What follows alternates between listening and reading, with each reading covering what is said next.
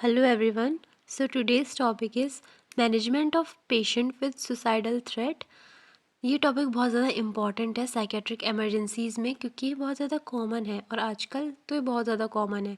अब हम देखते हैं कि सुसाइड होता क्या है। ये एक एक्ट है जिसमें जो पर्सन है, जो पेशेंट है, वो सेल्फ हार्म करता है, खुद को किल करने की कोशिश करता है। अब हम ये देखते हैं कि इसकी कॉजेज़ क्या क्या हो सकती हैं। तो इसकी काफ़ी सारी कॉजेज़ हो सकती है, जैसे कि साइकेट्रिक डिसऑर्डर, जिसमें हमारे पास मेजर डिप्रेशन आता है, सीज़ोफ्रेनिया, ड्रग और alcohol abuse, dementia, memory loss कहते हैं जिसे, डेलीरियम जिसमें क्लाउडिंग ऑफ कॉन्शियसनेस हो जाती है। पर्सनैलिटी डिसऑर्डर्स भी आ सकते हैं, जैसे कि मोस्ट कॉमनली बॉर्डर लाइन और हिस्ट्रियोनिक पर्सनैलिटी में ज़्यादा देखा जाता है। देन अगर हम फिज़िकल डिसऑर्डर की बात करें तो जिन पेशेंट्स को क्रोनिक डिजीज़ेस होती हैं, मतलब जैसे कि कैंसर हो गया, फिर एड्स हो गया, उन पेशेंट्स में देखा जाता है। जिनको साइकोलॉजिकल फैक्टर्स अफेक्ट करते हैं, जैसे कि फेलियर इन एग्जामिनेशन, जैसे नीट और जेईई बच्चों में, यूपीएससी एस्पिरेंट्स में देखा जाता है। डाउरी हैरेसमेंट जिनके साथ हुआ है, या फिर मैरिटल प्रॉब्लम्स जिनके साथ हैं, या फिर लॉस ऑफ लव्ड ऑब्जेक्ट हुआ है रिसेंटली, या फिर जो लोग सोशली आइसोलेटेड रहते हैं, या फिर कोई फाइनेंशियल या ऑक्यूपेशनल डिफ़िकल्टीज़ है। ये बहुत सारे रीजंस होते हैं। कोई भी पेशेंट अगर सुसाइड अटेम्प्ट करता है तो उसके पास तो जो रिस्क फैक्टर हैं फॉर सुसाइड वो क्या क्या हो सकते हैं। तो यहाँ पे जो हमारे मेल्स होते हैं अबव 40 ईयर्स, इनमें सुसाइड ज़्यादा देखने को मिलता है एज़ कम्पेयर टू फीमेल्स, और फीमेल्स में भी 55 ईयर्स प्लस में ज़्यादा कॉमन है। उसके बाद क्या है कि जो सुसाइड के अटैम्प्ट्स होते हैं वो वुमेन ज़्यादा करती हैं, लेकिन वीमेन ज़्यादा करती हैं, लेकिन जो मैन हैं उनका डेथ रेट ज़्यादा है सुसाइड में। ठीक है। उसके बाद ये कॉमन किस में देखने को मिलता है, जो अनमैरिड लोग हैं, या फिर डाइवोर्स्ड है, या फिर विडोड है, या फिर सेपरेटेड है, और जिनके पास एक डेफिनेट प्लान है सुसाइड का, या फिर उनके पास एक हिस्ट्री ऑलरेडी है सुसाइडल अटेम्प्ट की, या फिर उनको कोई रीसेंट लॉसेस हुए हैं।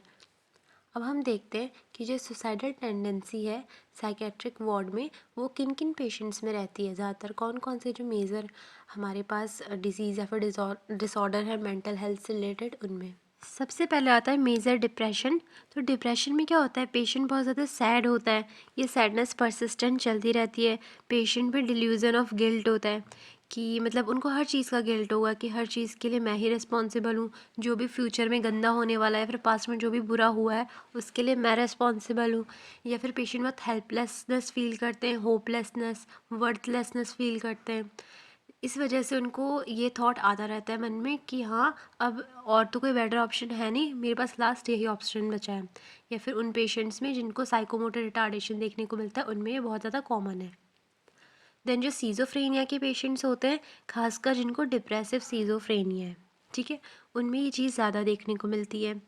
फिर जो मेनिया वाले पेशेंट्स होते हैं, मेनिया में काफ़ी कम देखने को मिलता है, पर बेसिकली उन पेशेंट्स में देखने को मिलता है जिनमें डिल्यूजन ऑफ ग्रैंडियोसिटी है, क्योंकि कभी कभार वो खुद को प्रूव करने के चक्कर में कि हाँ मुझ में सुपर नेचुरल पावर्स हैं या फिर मैं भगवान हूँ, तो वो कुछ ऐसा कर लेते हैं जिससे उनको अपनी जान गंवानी पड़ती है। देन हमारे पास ड्रग और अल्कोहल अब्यूज़ वाले पेशेंट्स आते हैं। इनमें क्या होता है, फैमिली से सपोर्ट नहीं मिलता, या सेल्फ रिस्पेक्ट नहीं मिलती, या एक स्टेटस नहीं मिलता, तो इस चीज़ के डिप्रेशन में आके कई बार जो अल्कोहल अब्यूज़ वाले पेशेंट होते हैं वो सुसाइड को अटेम्प्ट कर लेते हैं। देन कुछ कुछ पर्सनैलिटी डिसऑर्डर वाले पेशेंट, जैसे कि हिस्ट्रियोनिक और बॉर्डर लाइन पर्सनैलिटी वाले पेशेंट, ये भी अटेम्प्ट कर लेते हैं। देन ऑर्गेनिक कंडीशंस, जैसे कि जिन पेशेंट्स को बहुत ज़्यादा एंग्जाइटी होती है, ठीक है, वो पेशेंट्स। तो अब हम इसका मैनेजमेंट देखते हैं। इसका मैनेजमेंट बहुत इंपॉर्टेंट है, बहुत ज़्यादा। As a nursing officer you should definitely know management of suicide, अगर आप साइकेट्रिक इमरजेंसी पढ़ रहे हैं तो सबसे पहले हम क्या देखेंगे, हम पेशेंट को ऑब्जर्व करेंगे और देखेंगे कहीं पेशेंट को सुसाइडल थ्रेट तो नहीं दे रहा, या फिर ऐसे लेटर्स तो नहीं लिख रहा जिसमें फेयरवेल उसने लिखा हुआ है अपना। देन पेशेंट कुछ ऐसी विल तो नहीं उसके मन में, मतलब ऐसे कुछ विल तो नहीं है उसके मन में कि हाँ मुझे ऐसा करना है, मतलब वो वर्बलाइज कर रहा है ये चीज़ तो। या फिर वो अपने बैंक अकाउंट्स क्लोज कर रहा है और काफ़ी हैप्पी फील कर रहा है। ये सब चीज़ सडन हो रही है, मतलब अगर वो हैप्पी फील कर रहा है तो बहुत अच्छी बात है, लेकिन वो एकदम डिप्रेस था, एकदम सीवियर डिप्रेशन में था, और सडनली पेशेंट हैप्पी फील कर रहा है, तो कुछ ना कुछ बिहेवियर में चेंज आया ना। तो इस सडन बिहेवियरल चेंज को हमें नोटिस करना है और इसे कंसिडर करना है स्ट्रिक्टली। देन अगर पेशेंट खाना खाने के लिए, पानी पीने के लिए मना कर रहा है स्ट्रिक्टली, उसके बाद हमें क्या करना है, पेशेंट को क्लोजली मॉनिटर करना है, उनकी सेफ्टी नीड्स देखनी है। हमें पेशेंट के बेड साइड से कोई भी हार्मफुल चीज़ को हटा देना है। अब चाहे वो ड्रग है या फिर अल्कोहल है या कोई भी ऐसी चीज़ जिससे भी पेशेंट सेल्फ हार्म कर सकता है। हमें यहाँ तक कि मेडिकेशंस भी नहीं रखनी है, क्योंकि पेशेंट उसका ओवरडोज ले सकता है। देन अगर वहाँ पे कोई भी स्ट्रैप है या फिर कोई भी क्लोथिंग है, नेक टाइज है, तो हमें उसे भी हटा देना है।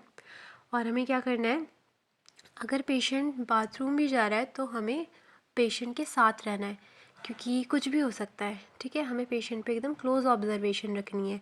पेशेंट के साथ हमें एक कांस्टेंट ऑब्जर्वेशन रखनी है। हाँ, देन हमें क्या करना है, पेशेंट को क्लोजली मॉनिटर करना है, खासकर मॉर्निंग आवर्स में, क्योंकि हमें ये चीज़ पता है कि डिप्रेशन जो है वो मॉर्निंग आवर्स में बहुत ज़्यादा अपने पीक पे रहता है। देन हमें क्या करना है, पेशेंट की फीलिंग्स को वेंटिलेट करवाना है, पेशेंट से एक बहुत अच्छा आईपीआर मेंटेन करना है, बहुत स्मूथली, कामली, डायरेक्ट स्पीच में बात करनी है, और पेशेंट्स की फीलिंग्स को बाहर निकलवाना है। ठीक है, जो भी चीज़ उसको अंदर से परेशान कर रही है।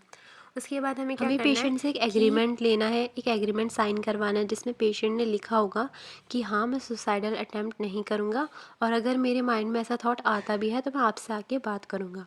देन हमें क्या करना है, पेशेंट की सेल्फ एस्टीम को एनहेंस करना है, उनकी स्ट्रेंथ पे फोकस करके। ठीक है, और उनको पॉजिटिव क्वालिटीज़ बतानी है उनकी, और एक बहुत पॉजिटिव एटीट्यूड से उनसे बात करना है। देन हम क्या मैनेजमेंट करेंगे, अगर किसी पेशेंट ने ऑलरेडी सुसाइड अटैम्प्ट कर लिया है तो हम क्या करेंगे, असेस करेंगे पेशेंट के वाइटल साइंस, एयरवे चेक करेंगे अगर वहाँ पे अभी भी चांसेस हैं लाइफ के।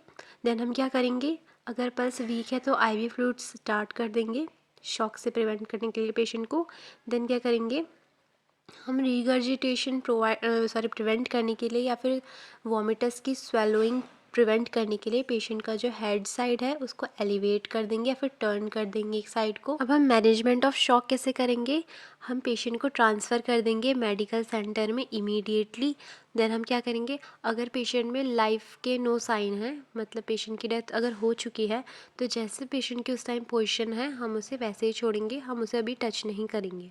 ठीक है, अभी हमारे पास ये अथॉरिटी नहीं है। और इन केस अगर जो पेशेंट है उन्होंने अटैम्प्ट किया सुसाइड जंपिंग के थ्रू, और वहाँ पे बाकी पेशेंट्स भी हैं, तो हम उनको शिफ्ट कर देंगे। ठीक है, उस साइड पे हम पेशेंट्स को नहीं रखेंगे, बाकी जो साथ में पेशेंट्स हैं। उसके बाद हम अथॉरिटीज़ जो है हायर उनको इन्फॉर्म कर देंगे, जो भी इंसिडेंट हुआ है उसको रिकॉर्ड करेंगे। ठीक है, देन हम कांटेक्ट करेंगे लोकल गार्जियंस को, उनको इन्फॉर्म करने के लिए, जो भी पेशेंट के लोकल गार्जियंस हैं। देन हम क्या करेंगे, place an attendant outside the room where the body is kept, एक अटेंडेंट को बॉडी के पास में रखेंगे। देन पेशेंट की जो भी प्रॉपर्टीज़ हमारे पास हैं या पेशेंट पे थी, वो हम क्या करेंगे, उनके जो रिलेटिव्स हैं या फिर जो भी अटेंडेंट हैं उन्हें दे देंगे। फिर हम अपने इंस्टीट्यूट की फॉर्मेलिटीज़ पूरी करेंगे, जो भी डेथ सर्टिफिकेट्स वगैरह होते हैं। उसके बाद अगर आप एक सीनियर स्टाफ हैं तो आपको अपने बाकी स्टाफ के साथ जाके इंसिडेंट को डिस्कस करना है और कुछ प्रिवेंटिव मेजर्स बनाने हैं, ताकि अगली बार ऐसा ना हो। मतलब इस चीज़ के लिए हम क्या कर सकते हैं, काफ़ी ज़्यादा क्लोज ऑब्जर्वेशन रखनी है पेशेंट पे, बिल्कुल भी केयरलेसनेस नहीं करनी है ऐसे पेशेंट्स के साथ जिनके बारे में हमने बात की, जो मेजर डिप्रेशन में है, सीजोफ्रेनिया में है, मेनिक, जो उसी वार्ड के या उसी यूनिट के जो बाकी पेशेंट्स हैं, मतलब जिस वार्ड या फिर जिस यूनिट से जिस पेशेंट ने सुसाइड अटेम्प्ट किया था, उसके एसोसिएटेड जो बाकी भी हमारे पास पेशेंट्स हैं, उनको हम वहाँ से शिफ्ट कर देंगे। सबसे पहले तो हम यही करेंगे। देन उनको हम एंगेज कर देंगे ऐसी एक्टिविटीज़ या फिर गेम्स में जो रिक्रिएशनल हो। देन हम पेशेंट को food serve and medication schedule से थोड़ा टाइम पहले ही कर देंगे। देन हम ऑब्जर्व करेंगे कहीं किसी पेशेंट में बिहेवियरल चेंज तो नहीं आ रहा है। ठीक है, so that's all for today, and always remember, never let us stumble on the road be the end of your journey. Okay, bye.